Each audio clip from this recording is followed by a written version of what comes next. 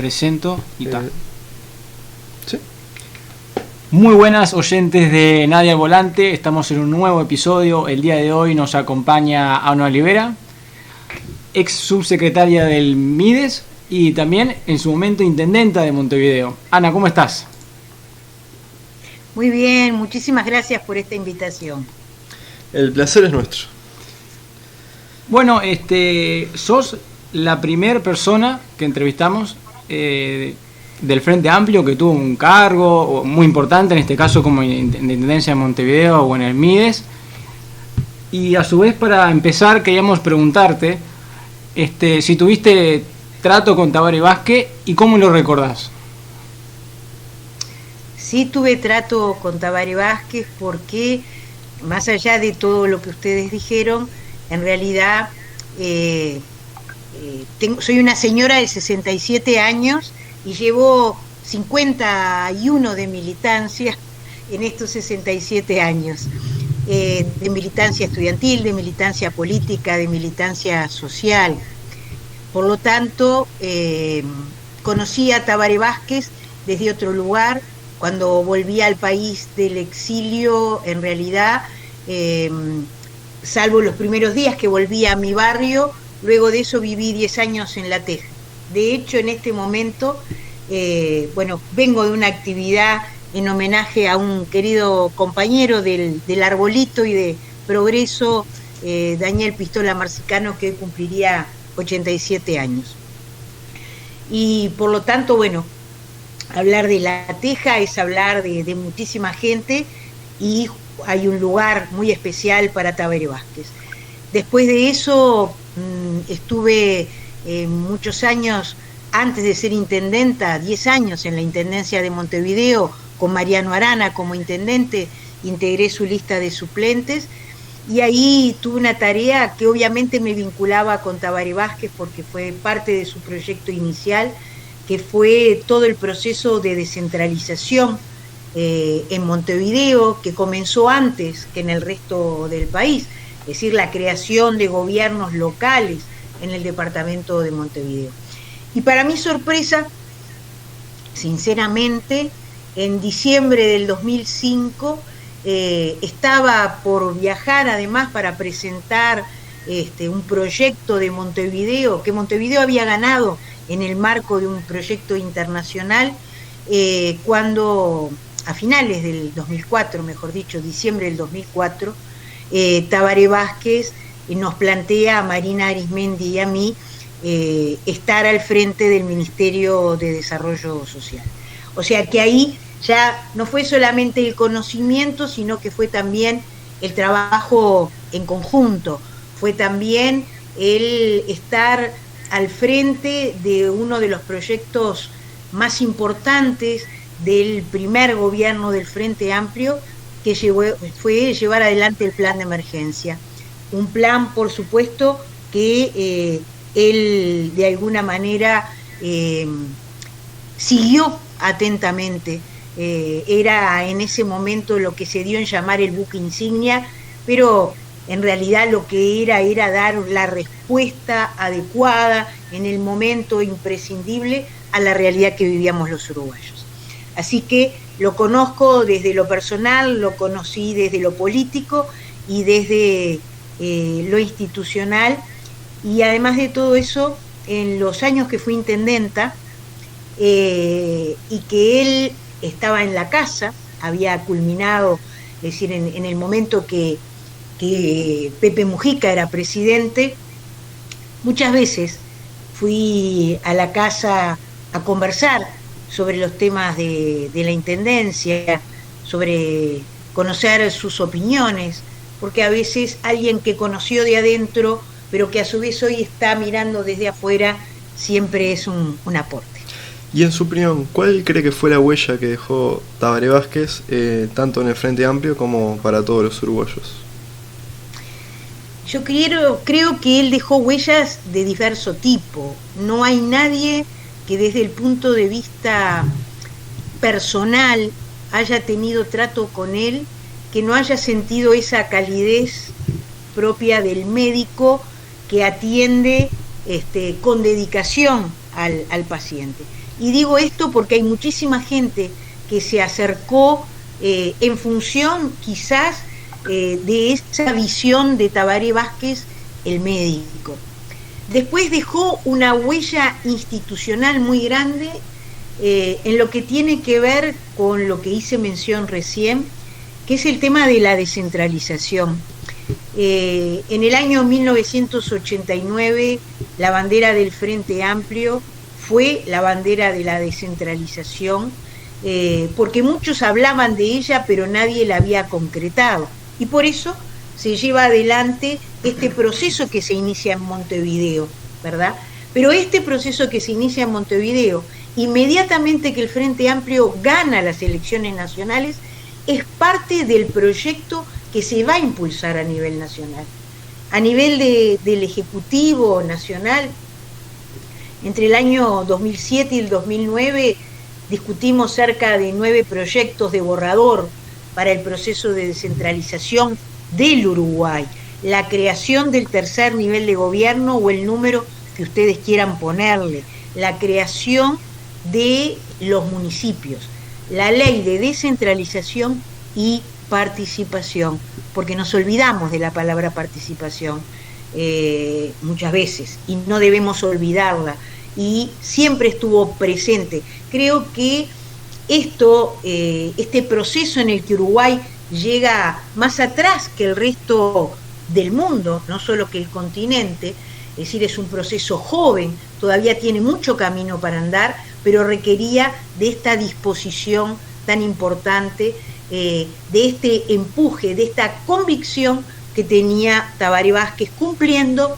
el programa de la fuerza política. Tabaré Vázquez tenía una frase que nos la repetía en los actos, en los consejos de ministros, es decir, aquí nosotros venimos para cumplir un programa de gobierno, porque una vez que la ciudadanía vota a un programa, ese programa dejó de ser el programa del Frente Amplio para ser el plan del gobierno para todos los uruguayos. Por lo tanto, llevar adelante la propuesta de descentralización, que hoy tiene 15 años a nivel nacional y que tiene que seguir desarrollándose, es una transformación fundamental en el marco de una visión de reforma del Estado, es decir, que es una de las huellas más importantes que deja el primer gobierno de Tabaré Vázquez, pero que lo deja en los 15 años de gobierno con la continuidad de una política de Estado, el Frente Amplio. Y por otro lado, una coherencia muy grande respecto a saber siempre, y eso lo apreciamos quizás siempre quienes estábamos más cerca, ese olfato de saber ubicarse en dónde estaban las necesidades del pueblo uruguayo. Y creo que eso tiene que ver con ese plan de emergencia del 2005, porque el Frente Amplio había planteado la necesidad de un plan de emergencia desde el año 1999. Si hubiéramos tenido plan de emergencia en ese momento, quizás el 2001 y el 2002 y el 2003 hubieran sido distintos. Y se volvió a plantear en el año 2000, y Tabaré Vázquez se lo planteó a Jorge Valle, es decir, y se hicieron propuestas, se hicieron muchísimas propuestas, como se han realizado al inicio de este gobierno, ¿verdad? O sea, ser oposición también implica tener propuestas concretas.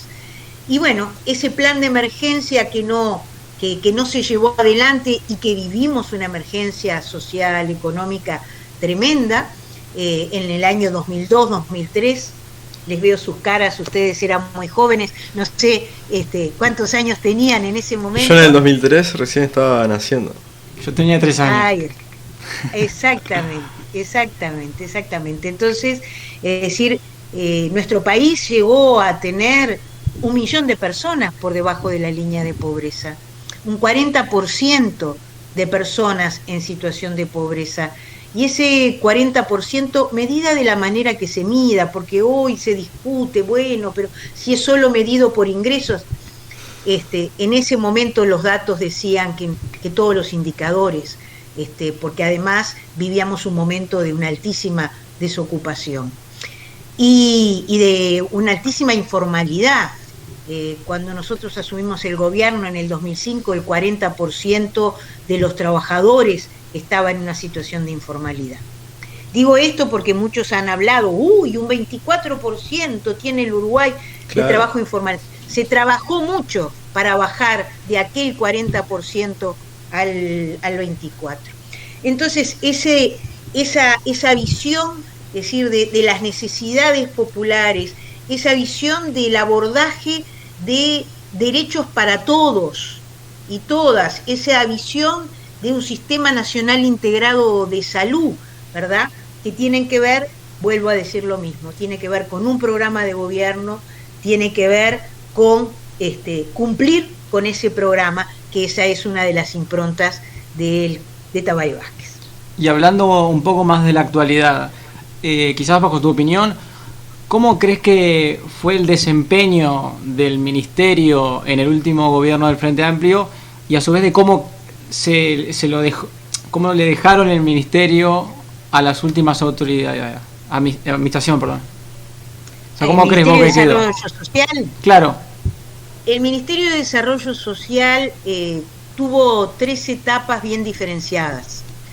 En el primer gobierno del Frente Amplio, el ministerio tenía 2 misiones asignadas, una llevar adelante el plan de emergencia y el otro construir la articulación del conjunto de la política social, que es mucho más que la política dirigida hacia las personas en situación de pobreza.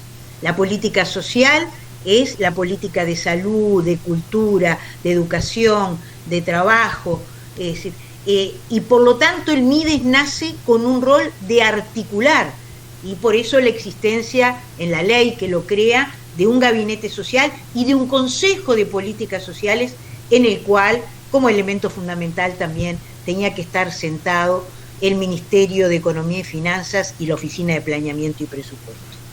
En ese rol, en ese doble rol, cumplió con el programa de emergencia, y mientras se desarrollaba el plan de emergencia, se construyó lo que se llamó el plan de equidad. Y te voy a contar una anécdota, les voy a contar una anécdota. A ninguna en el ministerio, a ninguna, porque mayoritariamente éramos mujeres, nos gustaba el nombre de plan de equidad. Pero Tabaré Vázquez dijo, hablando del otro tema, públicamente, y ahora viene el plan de equidad. Y no logramos convencerlo de que había que cambiarle el nombre, así que se llamó plan de equidad. Ese plan de equidad tuvo estos componentes de los que yo hablé antes: el Sistema Nacional Integrado de Salud, la reforma tributaria, una reforma de la seguridad social que hoy está en cuestión, pero esa reforma de la seguridad social que discutimos en el 2007 y que sus leyes comenzaron a regir, algunas en el 2008 y otras en el 2009, permitieron que miles de personas se jubilaran, que no se hubieran jubilado si no hubiéramos modificado las mismas. Claro. Esto fue descender, bajar de 35 años de trabajo a 30 para poder jubilarse. Entonces la gente pasó en el 2009 a jubilarse con 60 años y 30 años de trabajo. Se modificó la jubilación por edad avanzada, se crearon franjas. También para los mayores de 50 años se extendió el seguro de paro, seguro de desempleo, de 6 meses a 1 año. También en el marco de esta reforma jubilatoria se reconoce por primera vez el trabajo no remunerado de las mujeres, y por eso se asigna 1 año de trabajo por hijo para la jubilación. El primer año, en el 2009, 5.000 mujeres que no se hubieran jubilado se pudieron jubilar gracias a esta ley. Y bueno, no los aburro, la ley, las asignaciones familiares del plan de equidad, es decir, se visualiza un programa mucho mayor y con perspectiva de crecimiento, porque todos eran progresivos, ¿verdad? Claro. El Sistema Nacional Integrado de Salud previó que los últimos se incorporaran en el 2016, ya en el último periodo de gobierno del Frente Amplio.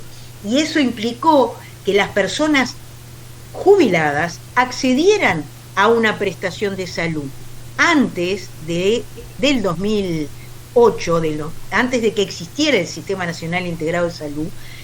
La persona jubilada tenía que pagar de su bolsillo o se atendía en salud pública, no tenía posibilidades de elegir el prestador de salud.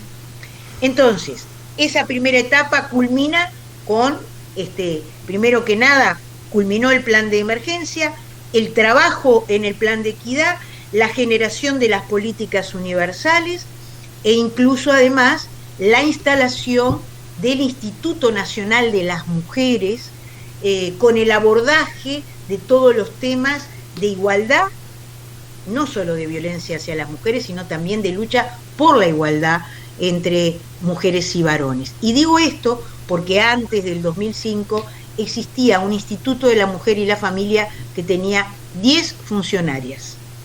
Bueno, se crea un instituto con diversas áreas vinculadas, ¿verdad?, a el conjunto de las temáticas a abordar y además articuladamente con otras áreas, el abordaje del tema del embarazo adolescente, tomado junto con el INJU, es decir, empieza eso tan difícil que es coordinar políticas entre diferentes organismos. También, porque es otro tema del que se habla mucho, es el tema de situación de calle. Claro. Y yo quiero decir que los primeros dispositivos nacionales para personas en situación de calle se crean a partir del 2005. Muy pocos, 7 dispositivos, ¿verdad? Pero bueno, en el marco de esta situación viene el segundo periodo del Frente Amplio, y en el segundo periodo del Frente Amplio, ya con este plan, se entiende que es importante, y con un gran descenso de la pobreza, y con una disminución sustantiva de la indigencia, y con una disminución que no es menor de la brecha de la desigualdad, es decir, entre los que más tienen y los que menos tienen, porque bajó en un porcentaje no inusitado, bajó como queríamos que bajara, fue algo planificado, sí, pero muchos dicen fuera de este país, o sea que no es tan común lograr un descenso tan pronunciado como se logró entre el 2008 y el 2012, que es el momento mayor. Entonces, ¿qué se crea en el periodo en que Pepe Mujica fue presidente? Se crean los llamados programas de proximidad, es decir, tenemos un sector de pobreza que más allá de las políticas que hemos desarrollado, tienen dificultades de acceder a ejercer sus derechos en esas políticas. Y por lo tanto se crean en el segundo periodo unos dependientes de la OPP, otros dependientes directamente del Ministro de Desarrollo Social, otros del INJU, 3 programas muy importantes. Uruguay Crece Contigo, que trabaja con la primera infancia, Jóvenes en Red, que trabajan con aquellos jóvenes que no estudian ni trabajan, y el programa Cercanías, algunos lo conocen por la sigla ETAF, a mí no me gustan mucho las siglas, que trabajaba el conjunto de los derechos en el seno de la familia, trabajaba adentro de los hogares, y digo trabajaba porque es un programa que está desarmándose, es uno de los programas que está desarticulándose en este momento. De hecho, quedaron el año pasado 600 familias que estaban en proceso con este programa sin la continuidad del programa. Y entonces este programa de cercanías trabajaba el derecho a la educación, el derecho a la identidad, abordaba los temas de violencia, los temas de abuso, es decir, abordaba el tema del mundo del trabajo, el acercamiento a un emprendimiento, la posibilidad del acercamiento a una cooperativa, la atención a la salud, el abordaje del tema del embarazo adolescente, todo eso, es decir, en el hogar, con las diferentes formas de familia que hay, pero en el seno de la familia. Y junto con esto empieza un plan piloto del sistema de cuidados.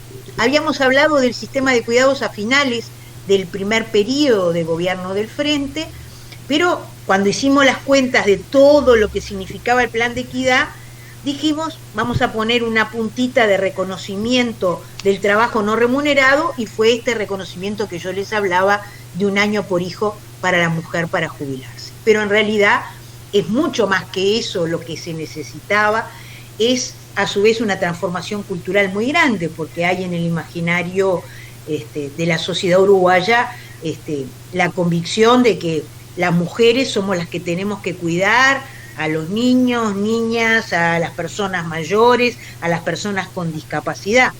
Va mucho más allá de crear los dispositivos necesarios. Entonces, en realidad, bueno, este plan piloto y los programas de cercanía fueron los elementos más importantes del segundo periodo, y a nosotros en el tercer periodo de gobierno entonces nos toca instalar el Sistema Nacional Integrado de Cuidados. Así como nos había tocado instalar en el primer periodo el plan de emergencia y después el plan de equidad, nos toca instalar este Sistema Nacional Integrado de Cuidados, que también tiene, cuando se vota la ley en el Parlamento, un carácter progresivo. ¿Cuidados para quiénes? Cuidados para todas aquellas personas que tienen dependencia, que necesitan de un apoyo. Y esto es la primera infancia, y esto es personas con discapacidad severa que requieren apoyo, y esto es personas mayores que ya perdieron la autonomía. Entonces, junto con esto, la generación de normativas, una normativa nueva para los residenciales de larga estadía, conocidos vulgarmente como casas de salud, el tema en el caso de la primera infancia, todo un trabajo que también hoy se ve cortado, se ve interrumpido, que es el crecimiento a nivel del plan CAIF, pero de 0 a 2 años. Y entonces, 3 años, que es educación inicial, no es primera infancia, su pasaje a la educación pública, a primaria, es decir, con la creación, con la incorporación en los jardines de 3 años. Cuando hoy hablé del plan de equidad, y disculpe que vuelva para atrás, una de las medidas del plan de equidad fue la obligatoriedad de la educación inicial en 4 años. Bueno, nosotros no pretendíamos que 3 años fuera obligatoria, sí que fuera universal, es decir, que toda aquella persona, familia que quisiera que su niña, su niño tuviera un lugar de 3 años, el cupo existiera.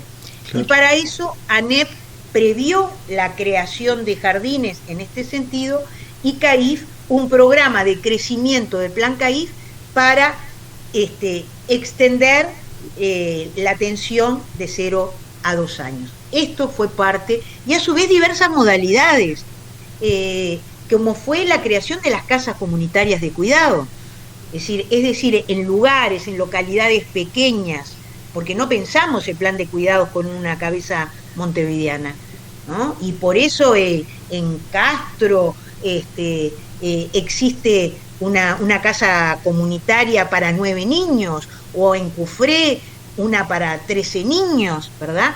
O sea, es decir, tienen, obviamente no hay 108 niños para atender, que es la medida estándar del plan CAIF, pero ahí hay niñas y niños que necesitan atención para, a su vez, que en general sus madres puedan acceder al mundo del trabajo.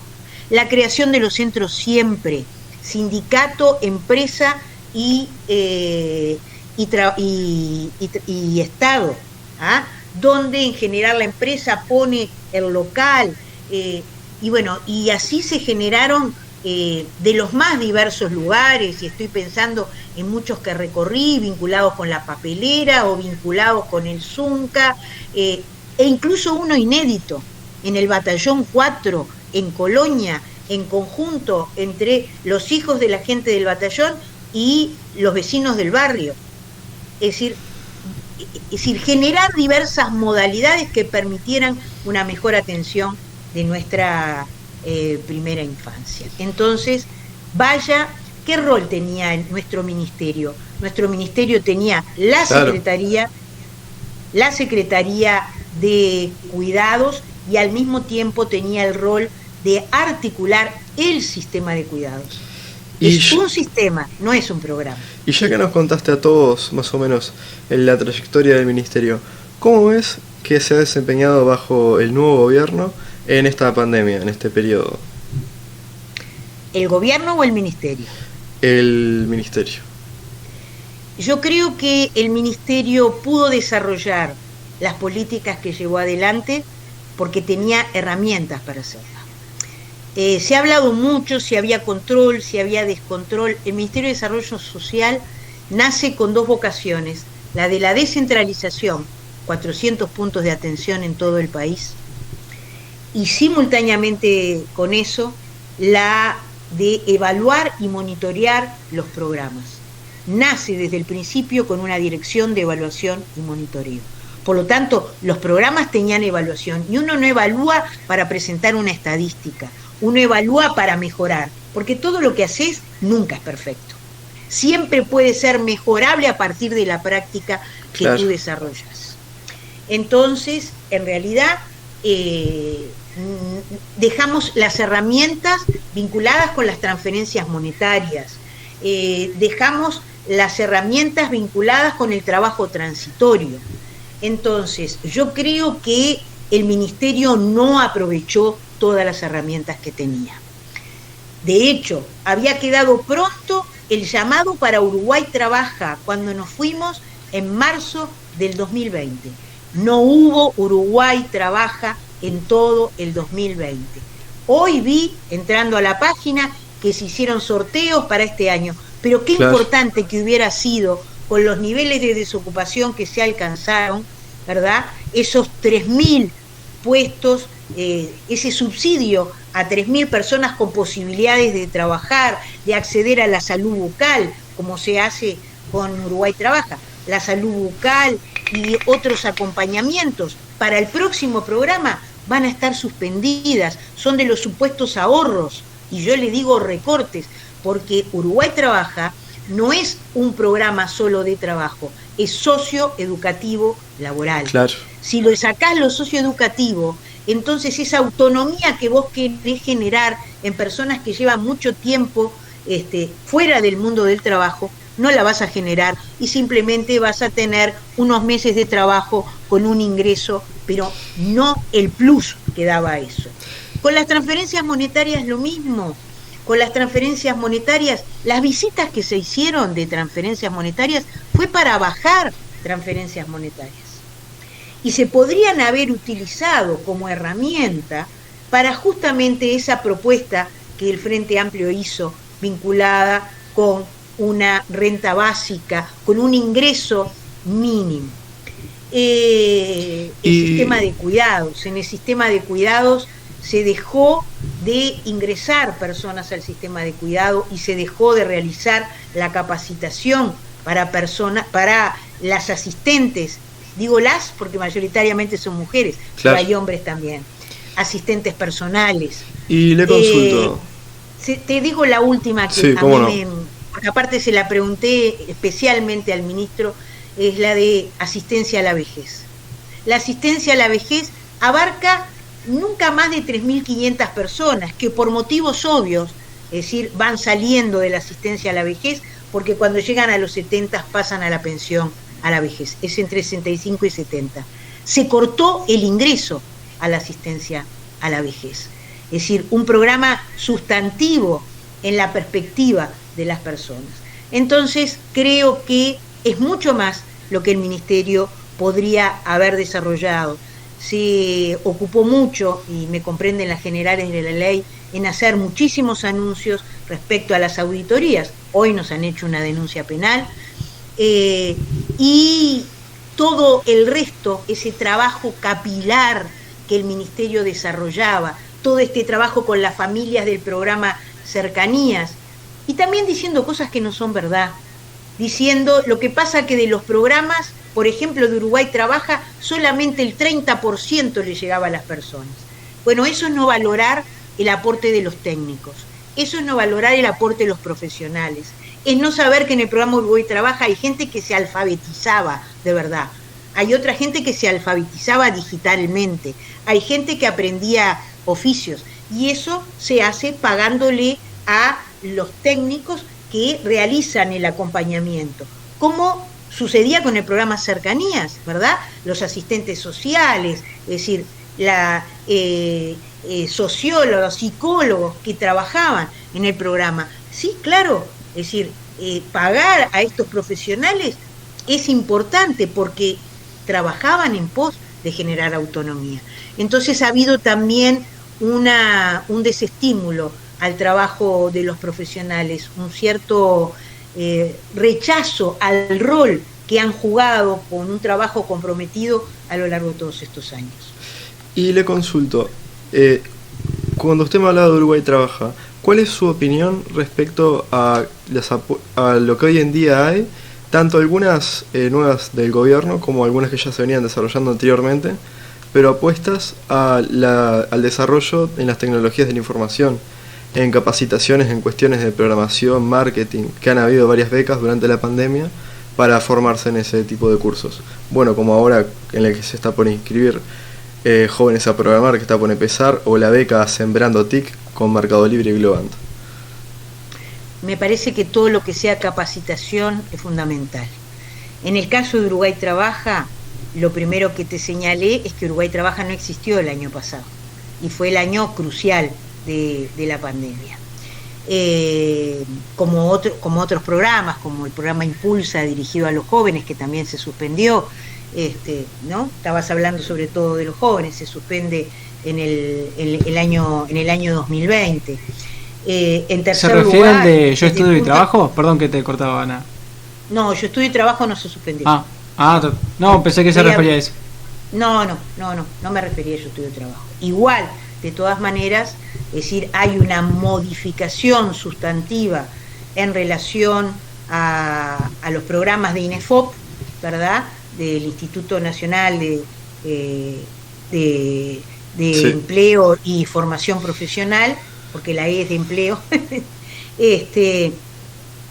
que acabo de hacer un pedido de informes porque también ha habido un recorte bastante importante en esos programas de capacitación. Por lo tanto, critico los que faltan, no los que se desarrollan. Es Claro. decir, al revés, necesitamos más programas de capacitación y sobre todo en un país donde nosotros hemos trabajado en los últimos 15 años por la democratización de la tecnología, por la democratización a partir del Plan Ceibal, a partir del Plan Ibirapitá.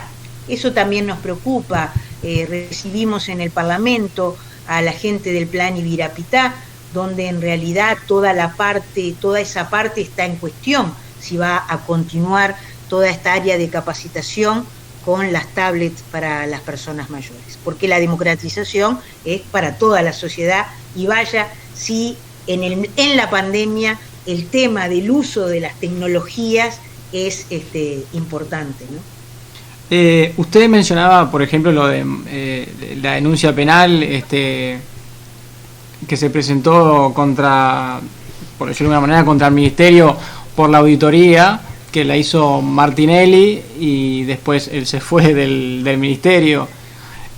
Quizás con eso y con todo el tema de las redes sociales que salió en su momento o los contenedores, que no voy a preguntar específicamente por eso, porque ya le dedicó tiempo a responder usted en otros programas, pero ¿cuál es su visión de ya un año o más de su gestión? De que hay gente que quizás sigue diciéndole, bueno, el tema de los contenedores o cosas que habían en algunos lugares, como el tema de las sillas de ruedas, todas esas cuestiones.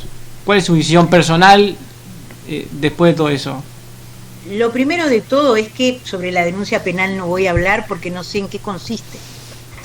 Es decir, todo lo que hemos tenido sobre la denuncia penal está referida a lo que el abogado que la presentó dijo públicamente, y además de eso los trascendidos de prensa, básicamente en El Observador y En Búsqueda, que es donde aparecieron más cantidad de detalles de lo que serían las supuestas denuncias. Por lo tanto, no puedo referirme a algo que no sé. No sé si la palabra técnica era denuncia penal, por los digo, si yo me equivoco, pero me refería, ¿verdad?, a lo que llevó Martinelli a Fiscalía. Sí, fue una denuncia penal. Por las dudas, digo. No, tranquilo. Se presentó una denuncia penal para la investigación de hechos presuntamente delictivos. ¿Ah? O sea, y ahí, entre las cosas que se dijo, apareció lo de los contenedores. Lo de los contenedores los he explicado y cada vez que tengo que explicarlo lo explico, Facundo. No tengo ningún problema. Es decir, sobre todos los temas que están planteados, quienes integramos el ministerio tenemos una profunda tranquilidad. Y en el caso el contenedor que venía para el Cotolengo Don Orione, porque se transformó del contenedor en los contenedores. No lo que tú dijiste recién, sino en lo que dicen las redes, ¿verdad? De verdad que está el expediente absolutamente claro de todo el proceso y sin lugar a dudas el Rotary Club de Montevideo tendrá que ir a declarar si es cierto que está planteada una denuncia penal que abarca, porque el contenedor lo trae al país el Rotary Club para el Cotolengo Don Orione. Y está un año entero en la aduana esperando el Cotolengo Don Orione, no pudiendo o no habiendo logrado hacer el trámite. Y por eso nos piden que compartir lo que hay dentro del contenedor, es decir, y que el ministerio haga la gestión. Pero es una gestión que guste o no guste, por 2 veces el Ministerio de Salud Pública dice con claridad que hay elementos y los detalla en el expediente con un listado que no pueden ser utilizados. Entonces, he escuchado de todo sobre este tema, pero ahí, es decir, y no me lo dice a mí, se lo dice al Ministerio de Economía y Finanzas, porque es en el Ministerio de Economía y Finanzas donde se produce los diferentes trámites. Entonces, no voy a volver sobre el detalle. Es decir, creo que iremos con la documentación, si es así, que está planteado, a la Fiscalía y ante el juzgado que haya que ir, pero insisto, no sabemos en qué consiste la denuncia.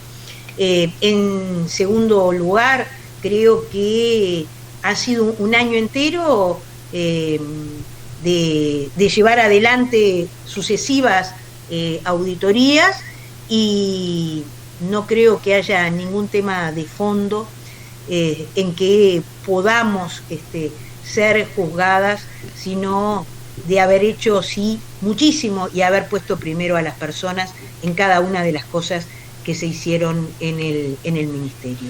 No polemizo ni con el director general, ni con el ministro, ni con el subsecretario, es decir, creo que hoy tienen un rol.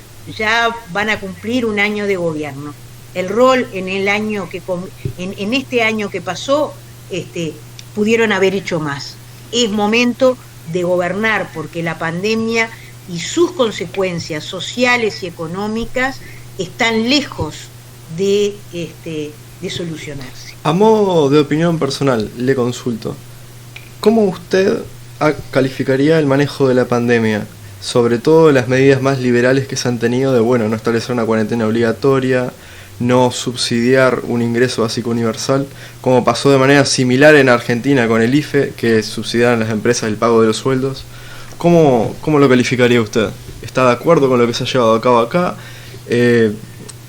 Yo creo que hay un manejo bastante acertado de la pandemia en el sentido de las medidas tomadas, porque yo no soy profesional y sobre esto los profesionales han tenido diversas opiniones, ¿verdad? En relación a cuarentena obligatoria, no obligatoria, la responsabilidad que cada uno asume, cómo se realiza. Creo que hay aspectos que han sido contradictorios, eso sí. ¿Cómo cuáles? Como por ejemplo, es decir, el impedir determinadas aglomeraciones, pero permitir otras. Yo creo, por lo menos acá en Montevideo, ¿verdad? Si hay aglomeraciones, esos son los shopping. Y sin embargo, o sea, la actividad comercial es necesaria, se toman las medidas, ¿verdad? Es decir, y la gente concurre regularmente a todos los shopping en el departamento. Claro. Sin embargo, ¿verdad? Es decir, hay otras actividades que tienen aforos menores, que no se pueden realizar, que no. Entonces, creo que ha habido un tratamiento desigual. También como el cierre de los gimnasios por 1 o 2 semanas. Exactamente. ¿Fue un golpe arbitrario o solamente porque así se decidió? Castigando un sector de la población. Exactamente. Es decir, yo acá cerca de donde vivo hay un gimnasio que estuvo haciendo durante un mes entero, la gente igual iba y hacía afuera en la vereda. Claro. Y en el retiro que tenía. Por eso digo que ha habido medidas contradictorias, medidas insuficientes totalmente respecto al ámbito de la cultura. La cultura es fundamental y por lo tanto encontrar los caminos para que se pueda realizar actividad cultural es fundamental, porque sobre todo el aislamiento, es decir, tiene consecuencias. Y por otro lado, entonces, esto respecto a los temas sanitarios, además de toda esta cosa tan extraña que es respecto al tema de la vacunación y el no tener ninguna certeza al respecto, ¿verdad? Por lo menos, es decir, si como ciudadana me siento frente al televisor y nunca sé, es decir, en qué momento, cuándo, cómo se negoció, con quién se negoció, y no pido información secreta, simplemente alguna certeza. Hoy de mañana hablaba con una persona, yo soy persona mayor, pero esta es mayor que yo todavía, ¿no? Y decía, es que tenemos que vacunarnos de una vez por todas, porque en los países donde la vacunación ha comenzado, la disminución también se está notando. Pero bueno, dejando de lado el tema sanitario exclusivamente, yo digo que hay otro tema más contradictorio, y así lo planteé en el Parlamento, que está vinculado con el tema de pedirnos disminuir la movilidad. Por esto que yo decía de los grandes supermercados, las grandes superficies, los shopping, porque no todo el mundo puede hacer cuarentena. Y por eso la necesidad del apoyo económico. Es decir, ¿cuánta gente ustedes conocen, yo conozco, que deberían haber hecho cuarentenas y no las hicieron porque no podían dejar de trabajar? Claro. Porque el trabajo no les cubría la cuarentena, pensando que habían estado en contacto con una persona que no tenían la certificación médica de que tenían que hacer cuarentena. Y lo vivimos en el propio Parlamento, Juan. En el propio Parlamento, la empresa de limpieza mandó a 56 personas a la casa en cuarentena porque había 2 casos de COVID-19. Y en realidad esas personas no iban a cobrar los días de cuarentena y terminó el Parlamento pagando. La sanitaria que vino al apartamento, es decir, tenían 3 personas y no salieron a hacer cuarentena. Tampoco la empresa se los planteó. Una frase que escuché por ahí que me parece muy destacable, que es que lo que separa a una persona de clase media de la pobreza a veces son 6 meses malos o 4 meses malos. Porque ya en caso de cuarentena obligatoria, o a veces capaz una persona que está un poco peor de no poder trabajar 14 días, una persona de clase media capaz que está apretada, puede disminuir radicalmente su calidad de vida si se le prohíbe trabajar. También si está en seguro de paro un año entero, cobrando 40% menos. Lo digo con total tranquilidad. Mi hermano trabaja en el turismo, el más chico, seguro de paro desde marzo del año pasado, o sea, 40% menos de su salario durante un año entero, y despido hace un mes, ¿no? Entonces, una persona que vive de su salario, que paga un alquiler, su esposa estuvo en seguro de paro de este flexible durante 3 o 4 meses, y eso fue lo que sostuvo la casa. Pero si vos cobras el 40% menos, ¿cómo pagás el alquiler? Porque no hay una suspensión de los desalojos y los lanzamientos como pedimos. No hay. Porque las medidas que el Frente planteó no fueron solamente las de la renta básica. Fueron, por ejemplo, no solamente el Frente Amplio pidió medidas especiales para el turismo.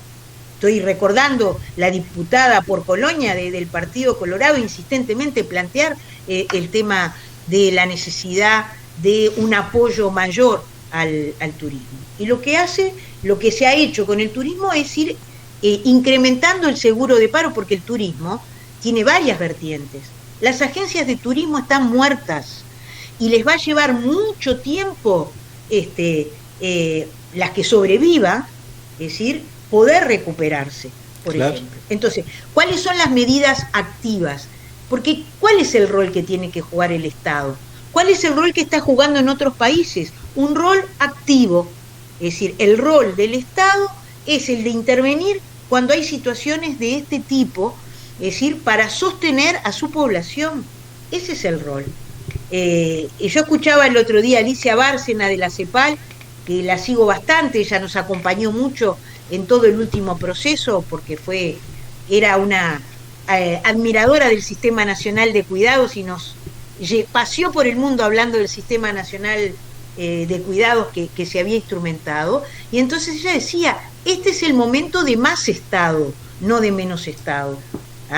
Este es el momento en que hay que ver cómo se incide en los temas, también en el tema del acceso a la salud. Pensemos, ¿no? Yo no miro todo esto por fuera de la discusión presupuestal que tuvimos. ¿Cuánta gente va a quedar en salud pública que estaba en los prestadores privados? Pero sin embargo, el presupuesto de ACE es menor. ¿Cómo va a absorber? Ya hoy hay faltante de medicamentos.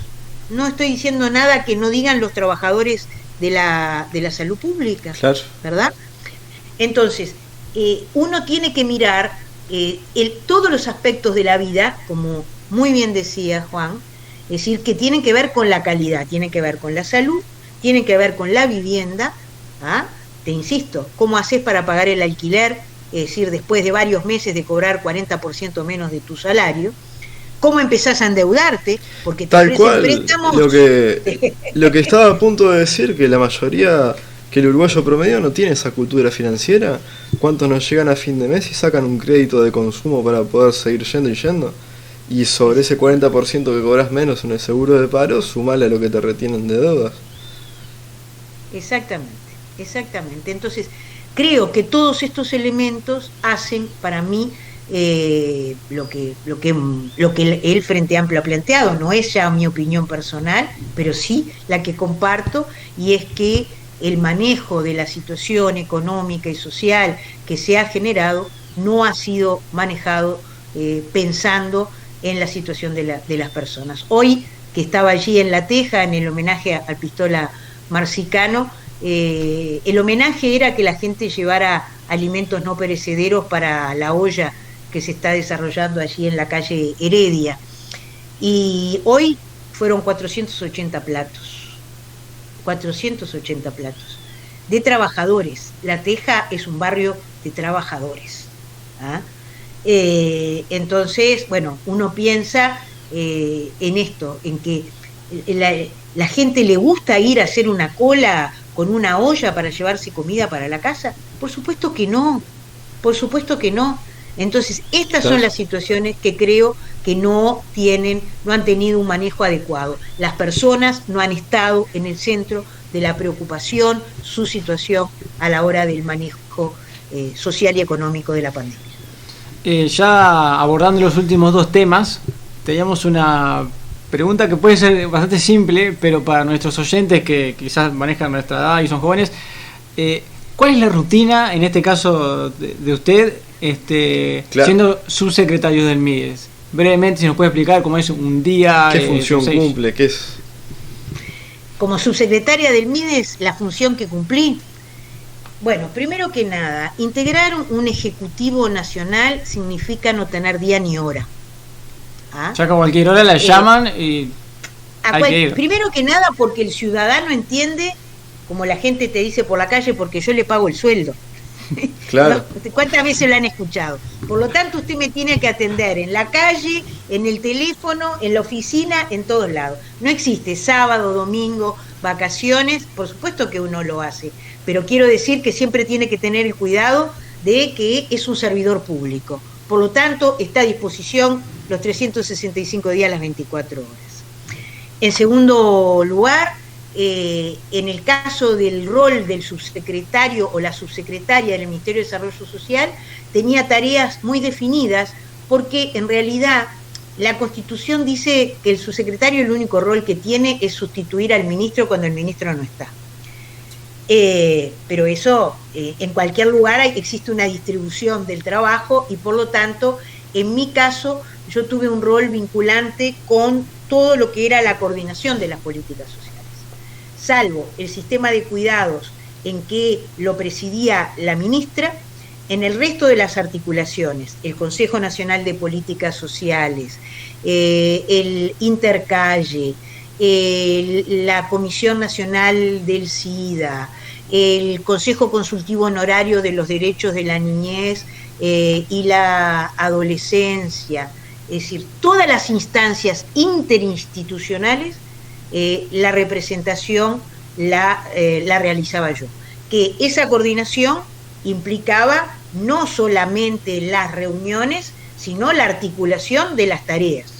En segundo lugar, tuve el rol en el periodo pasado de articular los 3 programas de cercanía, porque en realidad, en el periodo anterior, el programa Uruguay Crece Contigo estaba en la Oficina de Planeamiento y Presupuesto, el programa Jóvenes en Red dependía prácticamente del ministro y Cercanías de una de las áreas. Bueno, pasó todo a depender del ministerio, más allá de las áreas en concreto, pero entendíamos que tenía que haber una circulación de la información para no duplicar el trabajo y las intervenciones. Y por lo tanto, yo tenía ese rol. Y además de eso, tuve una tarea especial, hablando de lo que tú decías recién, que Tabaré a uno siempre lo sorprendía, ¿no? En la primera pregunta, hace como una hora, un día estoy en el Parlamento, estábamos en una discusión sobre en la bancada con el tema de la ley integral, porque también integraba el Consejo Nacional de Género y también integraba el Consejo de Trata, ¿no? O sea, digo, para ir mencionando las distintas interinstitucionalidades. Y llama Tabaré Vázquez al celular para decirme que había estado conversando con otros compañeros y que quería que realizara una tarea especial en el barrio Marconi. En el barrio Marconi, en Casaballe, había habido una serie de enfrentamientos, había fallecido un joven, había agredido al médico de la policlínica, se había incendiado un ómnibus, y él entendía que había que desarrollar un trabajo capilar, coordinado, el municipio, la intendencia y el gobierno nacional, y quería que estuviera al frente de esa tarea. Y por lo tanto, hasta el día de hoy cumplo una tarea respecto a Marconi, más allá que estoy en el Parlamento, pero en forma permanente elaboramos en el marco del Consejo Casaballe, al que también iba como subsecretaria, un plan especial para Marconi, en el que se trabajó intensamente el Ministerio de Educación y Cultura, ACE, Salud Pública, la Intendencia, el municipio, es decir, un plan con actividades increíbles, INAU, y la verdad que son de esas cosas que cuando uno ve crecer a la gente, cuando uno tiene la posibilidad de construir, no importa el día y la hora. Y bueno, ese era uno de los días más importantes, la vez a la semana, el día por semana que concurría a Marconi a llevar adelante, a articular, a reunirme con las organizaciones sociales, participaban todas las organizaciones sociales. Fue una de las cosas a las que al final, en la transición, llevé al ministro Bartol para que continuara la tarea de vínculo con las organizaciones sociales, que conociera en qué consistía el plan, porque lo peor que te puede suceder es que las cosas que requieren una continuidad tengan un parate, porque eso significa un retroceso. Así que mi día era de mucha intensidad, de mucho trabajo, y no me quejo. La última, si no te sacamos más tiempo, Ana. No. Si brevemente nos podías dar tu opinión acerca de los primeros meses de Carolina Cose en la Intendencia de Montevideo. Lo primero de todo es que ustedes saben que yo breve no soy. Lo segundo, creo que Carolina tiene una impronta de mucha cercanía con la población, con la gente. Es decir, uno puede ver a Carolina en la conferencia de prensa hablando de las diferentes medidas que se están tomando, pero uno ve a Carolina hablando de Marconi, recorriendo la calle Artagabeitia con las obras que se están haciendo, y creo que una de las medidas más acertadas, planteadas en la campaña y ejecutadas en este momento, es la del plan del ABC vinculado con la atención a la emergencia social en el departamento de Montevideo. Creo que en esto, en las obras que se están realizando en los barrios que más la necesitan, en el apoyo a las ollas, en haber multiplicado el trabajo en las policlínicas que tiene la Intendencia, en haber aumentado el horario en las comunas mujer, es decir, en el despliegue del trabajo en el territorio, es sustantivo. Y por otro lado, entre las tareas que realizo, ya más de orden político, como referente que soy de la fuerza política en esta zona de las que yo les hablaba, ahora ya fuera a nivel de la coordinadora del Frente Amplio, ¿verdad? No claro. A nivel de ninguna tarea ejecutiva. El otro día escuchaba a los compañeros frente amplistas que integran el Consejo Municipal decir, y lo hablaban no solo por ellos, porque acá se estaban refiriendo a todos los municipios donde hay municipios donde la mayoría no es frente amplista, en que Carolina cumplió con mantener el presupuesto que se tenía, o sea, no tuvieron recorte presupuestal los municipios, y además una proyección quinquenal de incremento del presupuesto en los municipios. Entonces, esto es muy importante porque hay dos patas que para mí son vitales en el gobierno departamental. Uno, tener clara conciencia del rol que juegan los municipios. Dos, tener clara conciencia de la importancia que tiene la participación ciudadana. Y por otro lado, entender que en el marco de esa participación ciudadana, el desarrollo de políticas sociales por parte de los gobiernos departamentales y municipales tiene que ver con su esencia, por la posibilidad de rápida capilaridad que tiene. Así que tengo una excelente evaluación claro. de su gestión, de su capacidad ejecutiva y de su capacidad propositiva. Estamos asistiendo lunes 22 de febrero a un hecho muy importante para el país, no para Montevideo, la inauguración de la unidad alimentaria de Montevideo. Creo que en todo el debate que se dio a nivel parlamentario con la propuesta que venía de parte del Ministerio de Ganadería en relación a la unidad alimentaria, también supo encarar una negociación que diera cuenta del trabajo de casi 30 años que se viene desarrollando en la Intendencia de Montevideo para lograr la instalación de la unidad alimentaria. O sea que, además de la ejecutividad, capacidad de negociación. Bien, Juan, no sé si tenés algo más. No, agradecerte por tu tiempo, Ana, y bueno, decirle a los espectadores que hasta el próximo episodio, y gracias por acompañarnos hasta este episodio.